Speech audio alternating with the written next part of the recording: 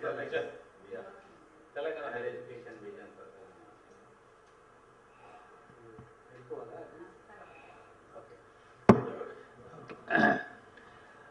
Thank you, Chairman Mutyam Reddy. As I told in the beginning, I am not an expert on education, but I was a teacher of economics at Osmania University. I used to get pained when I saw students not coming to the classes. And one of our former vice chancellors said that we are in a classless society. It means classes are not taking place. That's the thing. So it was paining me. But when a principal arranged classes for coaching classes for a competitive exam, in arts college, room number 57 was full, and students were sitting outside and listening to them. You see, that classes were held what time? In the evening 3:30, and students were sitting. Our classes in the morning 9:30, 9 o'clock, students don't turn up. It used to pain me a lot.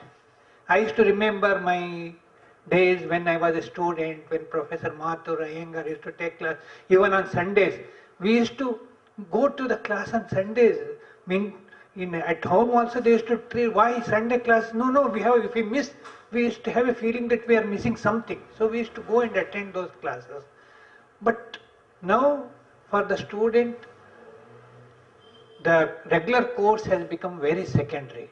Their primary thing is competitive exam and things. So we understand their problem. There are days of unemployment. But as a solution, what I suggest is, yes, we should have courses which are slightly reorient our courses towards job, one thing. And along with that, some additional classes in the afternoon must be there. It's compulsory that some competitive exam coaching must be there. That's my point of view. There can be discussed that how can we combine this formal education with education which is needed for securing a job. Like what combination? That's the issue to be taken. Then about there was a discussion about MSET coaching. I was also wondering when demand is less than the supply, why should we have this thing? But that is the problem here is people from different streams come to the professional course. Some people from CBSE syllabus, some from state syllabus and other things. Either we have to build up some equivalency scale, and if we build up some equivalency, okay, the course here, this marks equivalent to that marks in CBSE something. Either you have to evolve that, or you have to have MSET. MSET basically is meant to allocate the colleges. A college it's not that who should be rejected. There is no question of rejecting. All will be accommodated. Who will get where the accommodation? Which college? So MSET will be there, but need to be there unless when people from different streams are coming. With these are some of my few issues I thought one can concentrate. I thank you very much for giving this opportunity.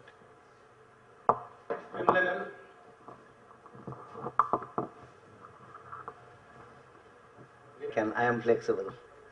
I appreciate the TRC for taking up this. I was only looking two things, as rightly said by Ramesh Reddy Garu. When we talk about present status, our view must be for the future. We have to look to it's a new state formed, our own state we have got. The present status, I will not take much time, but I agree with many of the speakers, but I would only put in words that present status is very poor. The reason is, retaining a student in the class is a challenge.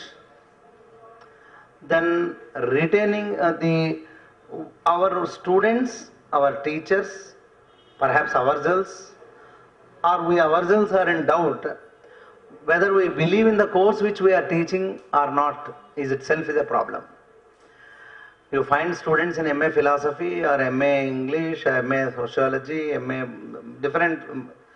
Most of the students, they do not want to, they don't even know who is the teacher. and they do not attend to the classes, they do not want to attend to the internal assessment, they want straight away the degree. In examination also, if they are very intelligent, they can write without copying, but that is also is a big problem. So in the light of this, why this has taken place? I am looking from why part, because all of us know the present status. But the why part I try to do, because I am director of placement services. Based upon the placement activity, if you look into it, we started with 38 industry groups, and second year there were 54 industry groups who have come to us. Today there are 75 industry groups who makes telephone to the Osmania University almost every alternative day for jobs for the, I am concentrating on non-engineering only, because engineering college is a autonomous college and they have their own system and 100% placement, they are comfortable. Therefore, I am not looking to the engineering, I am looking to the non-engineering. You will be surprised to know that I get calls from, I want MA economics people, I want MA political science students, I want MA social work students, MCOM, lot of demand is there. Science, genetics, life sciences, many questions are coming from corporate sector. We are fortunate, unlike Kakatiya University and other universities, we are located in the heart of the city. Therefore, we are getting plenty of opportunities for the in the corporate field.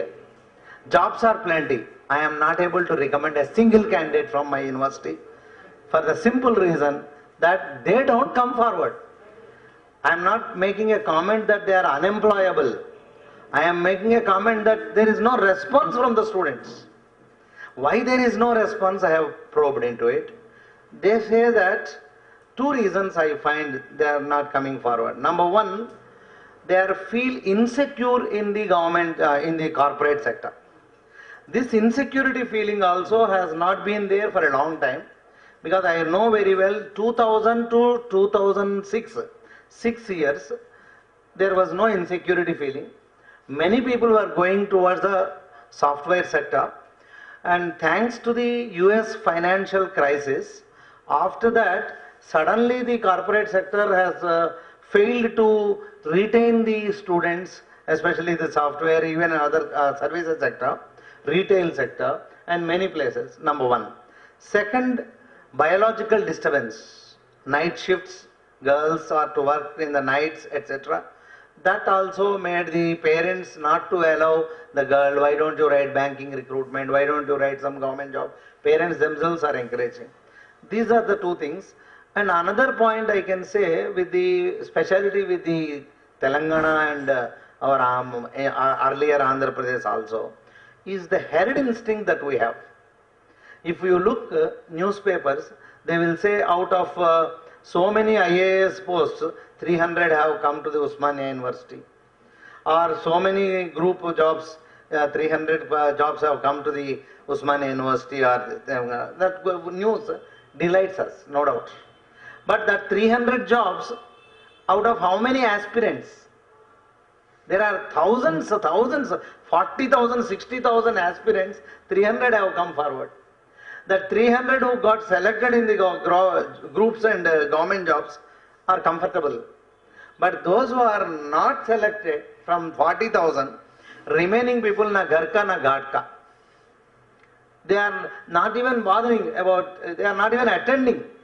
Because I am, as a placement director, we are doing 3 levels of capacity building. Sir, I am focusing on capacity building as well as placements. Not only placements. Capacity building we are doing at 3 stages. The first stage is the moment the boy enters with a entrance examination, the moment he comes in the first semester, he will go for English communication skills. For 25 days, 2 hours a day, 50-hour program we are conducting. Then in the second semester, we are focusing on resume writing, negotiating skills, recruitment skills, etc., soft skills and behavioral skills, etc. We are concentrating on that. UGC is giving fund and we are doing that, and that is the second level we are doing. Third is tailored programs for genetic students or for the commerce students. Specifically, Capital IQ recruits every year 1,000 students. So 1,000 students from all affiliated colleges also. Last time 1,500 students have registered. Out of them only 700 wrote the exam. Out of them 75 got selected. Out of them, 45 are from the university.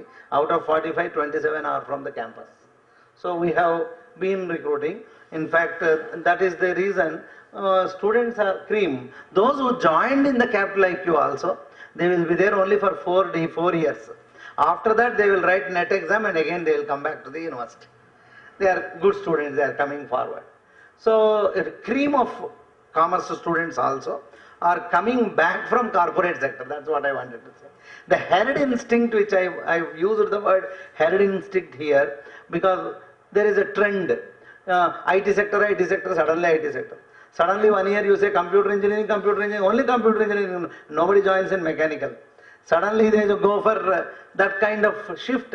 Not only in the students, even in the engineering colleges also, they will close some sections.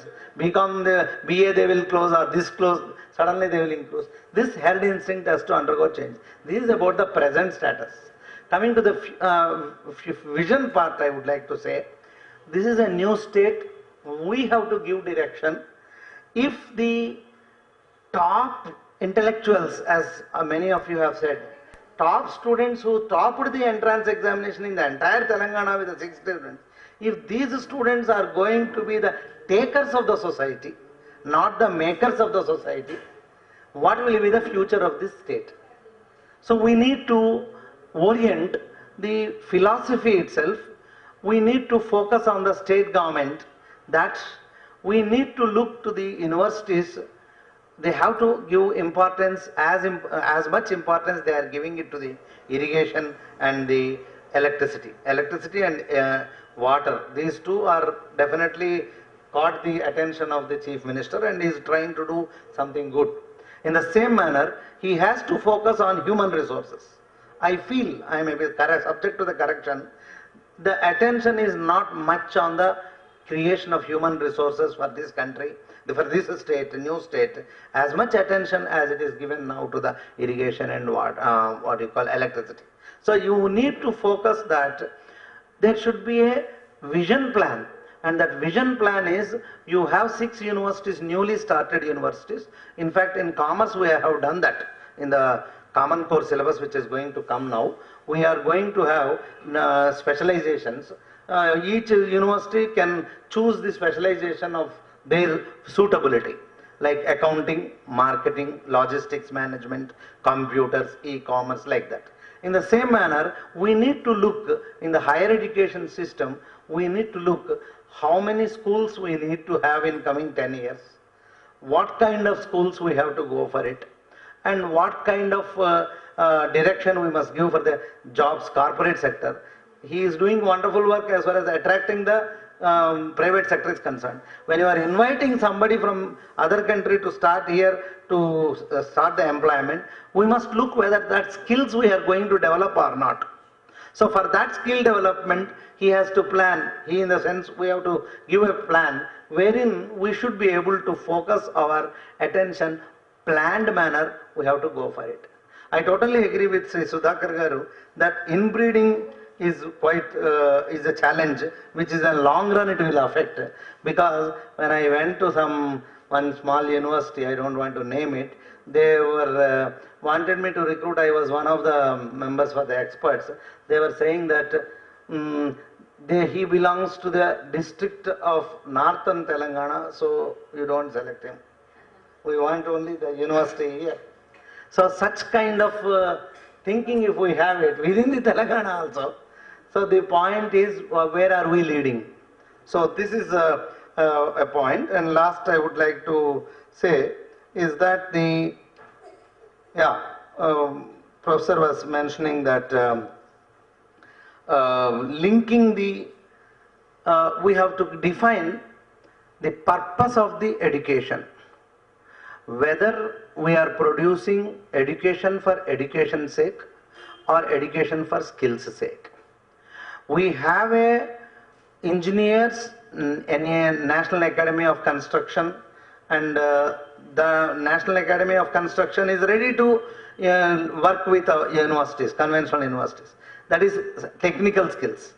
Similarly, for the social sector, we have NGOs, we have the international bodies, With this, we need to look where you want to take the state, and then what kind of skills you need, and to impart those skills, you have to identify lead institutions, and then go for a mix of private and public sector, and then go for planning the higher education in that rank. I think I'll stop here. I'll again come back when it comes to the discussion. Some few quick ideas, suggestions. Actually, I think what we have to do immediately is to redefine undergrad courses, I think. And I want to share my experiences. నేను వేరే దేశాల్లో ఉన్నప్పుడు చాలామంది అడిగారు మీకు అక్కడ ఇక్కడ ఏం తేడా కనిపించింది అని. మెయిన్గా even school system, primary high school system is with all its own limitations okay here I felt. కానీ అండర్ గ్రాడ్ లెవెల్లో what I say is kind of great gap between us and other countries. ఏంటంటే అండర్ గ్రాడ్స్లో ఒక credit system ఉండడం అనేది, and that to for example sciences వాళ్ళు science చదివితే సైన్స్లోనే చచ్చిపోవాలి, అందులోనే పుట్టాలి, అందులోనే చచ్చిపోవాలి లాంటిది ఉంటుంది. బీఎస్సీ స్టూడెంట్ అంటే బీఎస్సీ స్టూడెంటే చివరి వరకు, అండ్ దెన్ కామర్స్ స్టూడెంట్ అంటే కామర్స్ లాగానే. కానీ ఇప్పుడు కాలం మారింది. The time now we have to change that. Actually credit సిస్టంలో మనం ఇంటర్ డిసిప్లినరీ కైండ్ ఆఫ్ కోర్సెస్ని ఇంట్రడ్యూస్ చేయడం అనేది నీడ్ ఆఫ్ ది అవర్ అని నేను అనుకుంటున్నాను, చాలా గట్టిగా అనుకుంటున్నాను. And at the same time మనం హ్యుమానిటీస్ని కూడా ఎక్కువ ఎంకరేజ్ చేయాల్సిన అవసరం ఉన్నది. ఎందుకంటే నా ఉద్దేశంలో నెక్స్ట్ 2015 నుంచి 20 వరకు ఇది ఎరా ఆఫ్ కల్చర్ అనుకుంటున్నాను, culture era. Because of this globalization kind of this thing, ఇప్పుడు culture itself become as a kind of economic kind of boom సోర్స్గా మారింది. And then itself is a kind of great thing that మొత్తం era అంతా culture ఎరాగా మారబోతున్నది. అందుకని what I feel is మనం first humanity స్టడీస్ని encourage చేయాల్సిన అవసరం ఉన్నది. అండర్ గ్రాడ్ లెవెల్లో క్రెడిట్ సిస్టమ్ని ఇంట్రడ్యూస్ చేయాలి, ఇంటర్ డిసిప్లినరీ కైండ్ ఆఫ్ కోర్సెస్ని ఎంకరేజ్ చేయాలి. దానికోసము for example a science student can read take a class from psychology or from some other humanities kind of thing or literature. అది తప్పకుండా చేయాల్సిన అవసరం ఉందనుకుంటున్నాను. At the same time undergrad తర్వాత graduation లెవెల్లో కల్చర్ స్టడీస్ని తప్పనిసరిగా ఇంట్రడ్యూస్ చేయాల్సిన అవసరం ఉన్నది. కల్చర్ స్టడీస్ అంటే it is not about festivals or not like that. It is about everything that shapes the whole society. It is about economics, it is about everything actually that you know here. And then culture స్టడీస్తో పాటుగా what I feel, ఇప్పుడే Achalapathi professor గారు చెప్పారు, language is also very important for us right now. And specially మన వాళ్ళకి ఎంప్లాయ్మెంట్లో కానీ దాంట్లో కానీ కావాలంటే లాంగ్వేజ్ స్టడీ కూడా కంపల్సరీగా పార్ట్ చేయాల్సిన అవసరం ఉన్నది. లాంగ్వేజ్ స్కిల్స్ అది ఏదైనా ఉండొచ్చు, ఇంగ్లీషు తెలుగు ఏదైనా కావచ్చు, దాంట్లో ఒక స్కిల్ డెవలప్మెంట్ అనేది తప్పకుండా ఉండాలి. లాంగ్వేజ్ ల్యాబ్ లేవు ఇప్పటి వరకు, ఒక యూనివర్సిటీలో కూడా లేదు, ఒక లాంగ్వేజ్ ల్యాబ్ కూడా లేదు. అక్కడనే అర్థమవుతుంది మనం ఎంత వెనక్కున్నామో. యాక్చువల్లీ లాంగ్వేజెస్కి ఇక్కడ మన ఇండియాలోనే 200 లాంగ్వేజెస్ ఉన్నాయి నేర్చుకోవాలంటే. ఇంతకుముందు మన సుధాకర్ రెడ్డి గారు చెప్పారు, అంటే డైవర్సిటీ అనేది మనం ఎట్లా ఎంకరేజ్ చేయొచ్చు అనేది. దానికోసం నాకు ఇంకొక ఐడియా ఏమనిపించిందంటే స్టడీ ఎక్స్చేంజ్ ప్రోగ్రామ్స్ని కూడా